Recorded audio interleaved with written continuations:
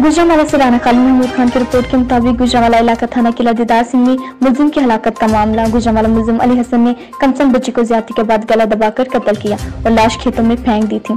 Police party मुलजिम को मौका की निशानदेही रिकवरी के लिए डेरा संत सिंह के ले जा रही थी। खेतों में छुपे 4 कस नामालूम मुलजमान पुलिस वैन पर फायरिंग कर दी। नामालूम मुलजमान की फायरिंग से जेर हिरासत मुलजिम अली हसन हलाक। मुलजमान मोटरसाइकिल पर सवार होकर अंधेरे का फायदा उठाते हुए फरार होने में कामयाब हो गए। नामालूम मुलजमान की गिरफ्तारी के लिए एसपी सिटी वकार अजीम की जरिए निगरानी पुलिस पार्टी तश्कील, सर्च ऑपरेशन जारी, जिला भर छोटी बड़ी शाहराम पर नाकाबंदी भी करवा दी गई है। तर्जुमान जिले पुलिस गुजरांवाला।